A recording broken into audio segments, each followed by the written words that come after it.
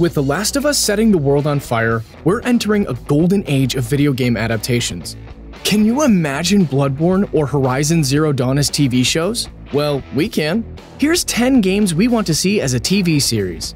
With the success of HBO's The Last of Us, adapting Sony's other father-child road trip seems like a no-brainer. Although, if they want to do it right, they have to start with God of War 1. Before we witness the journey of angry dad Kratos, watch your tone, boy. We need to find out how he got so angry. While Dave Bautista has mentioned that he'd love to star in a Gears of War movie, he might be a better fit as the Ghost of Sparta. He made his name as everyone's favorite buff, monotone murderer with Drax in Guardians of the Galaxy. He even fought in heavy makeup with big knives.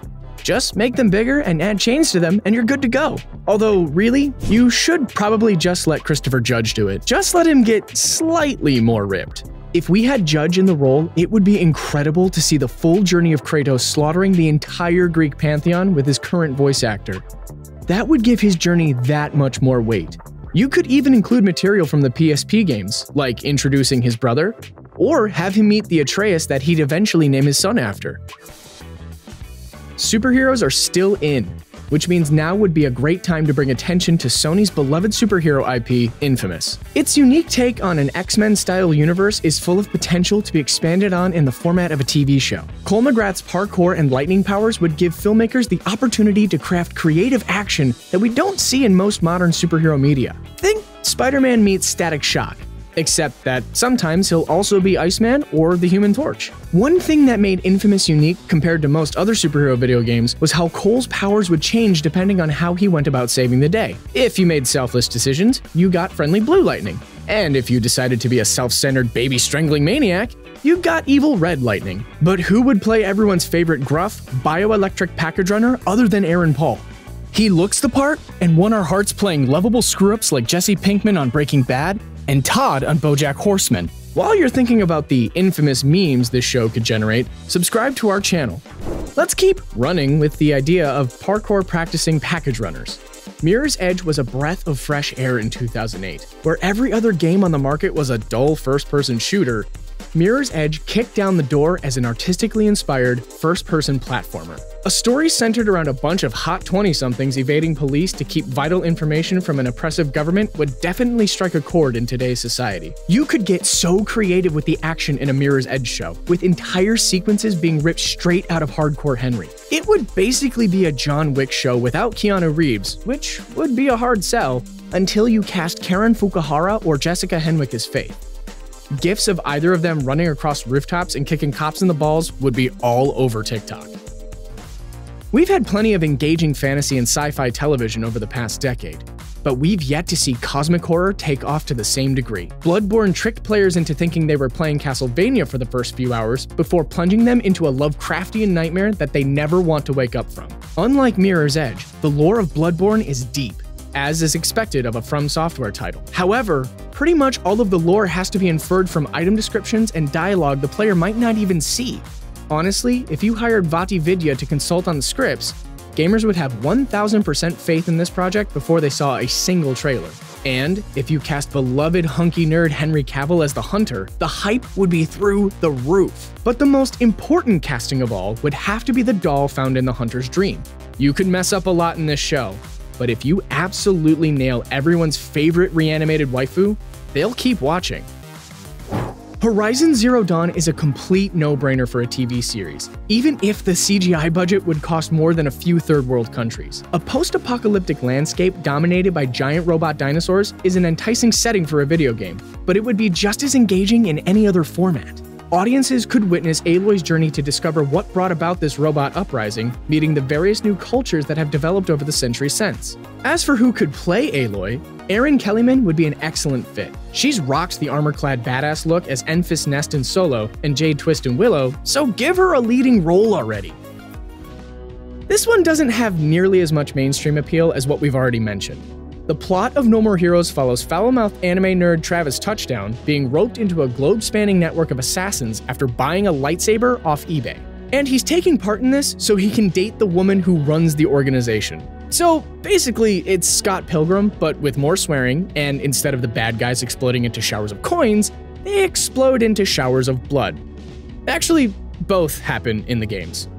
In a world where John Wick 4 can make Marvel movie levels of money, and where Scott Pilgrim is coming back as an anime, there's definitely going to be an audience for this kind of story with the right type of marketing behind it. Dedicate 1 to 2 episodes for each target Travis has to fight, giving time to flesh them out while Travis mows down the countless mooks barring the way. As for who would star, the game's creator, Suda51, stated that he based Travis on Johnny Knoxville, but he's definitely too old by now. The next best bet might actually be Aaron Taylor Johnson. If he can channel the energy he brought to Kick-Ass, he'd be right at home. Or, if you want to guarantee this would succeed, stunt cast Ryan Reynolds. He looks amazing for his age, and Travis' touchdown breaks the fourth wall almost as often as Deadpool does. Contra is another series that hasn't been in the limelight in recent years, but if Netflix's Castlevania has proven anything, it's that Konami is willing to let talented people go nuts with their legacy IPs. And Contra is as simple a premise as you could get. It's every 80s action movie cliche mashed into an adrenaline-pumping co-op shooter. You've got John Matrix from Commando going up against aliens, predators, and Terminators. Oh my. It's showtime. It's honestly astounding that there weren't at least 10 of these back when Arnold was still ripped. This would probably work better as a film series rather than a straight-up TV show, but at that point, you'd just be doing a modern take on the Expendables, but with aliens. Call up every wrestler turned movie star and just have them spout one-liners while blowing stuff up, and you've got a hit. Sega is currently on a roll with their Sonic movies, so why not give their other biggest franchise a shot? Crime stories have always had an audience, but nothing quite hits the ludicrous highs of the Yakuza series. Kiryu Kazuma's journey over the course of 7 games is a familiar but compelling tale of a man struggling to break free of a corrupt system. A journey finds him wrestling sharks, meeting a slot car racing Power Ranger, and dealing with a clan of fully grown men who enjoy being treated like babies behind closed doors. Despite these clashing tones, the series has touched the hearts of millions and is a story worth telling in other mediums. You could have a serious, overarching plotline for a season that follows the main story of one of the games while having episodes dedicated to the goofier side quests intermittently. And you could get the voice actors to reprise their roles since they're already TV actors that look just like them. Okay, we're all still trying to forget the god-awful Assassin's Creed movie from 7 years ago, but let's be fair. This movie didn't really adapt any of the games, and focused on the least interesting part of the story, the stuff that takes place in modern day. Give this series a mulligan and actually follow the plot of the games, focusing on iconic characters like Altair and Ezio Auditore da Firenze. I've said it before and I'll say it again. Just dedicate 1 season per game and spend as little time in the present day as humanly possible. Nobody cares about Desmond, we just want to see the historic landmarks and the stabby. You definitely need to go outside the box to cast each iconic assassin, as this is one franchise you definitely can't whitewash in this day and age. While you'd have to start with Altair, the #1 assassin you can't mess up the casting on is Ezio, who should be played by Luke Pasqualino.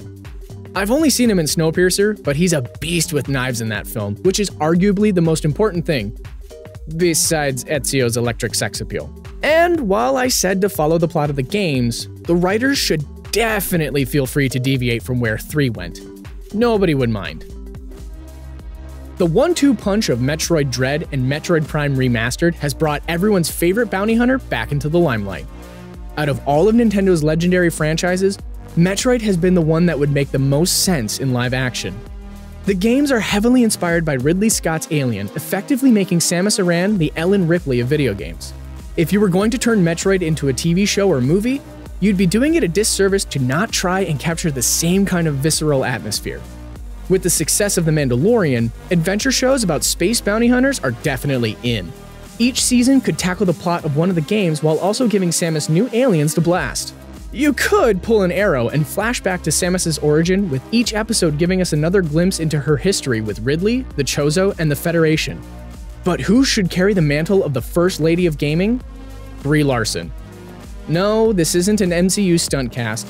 Brie Larson is a huge Metroid fan, having expressed interest in playing the character for years. She even dressed up as Samus on Halloween and took pictures with fans. I'd say let her do it. Just make sure she never has to talk about the baby in any of her scripts. And with that, we're left with nothing but hopes and dreams. Maybe someday one of these classics will be done proper justice, and I can finally prove to my parents that God of War wasn't just a brainless power fantasy, and I definitely wasn't too young to play it.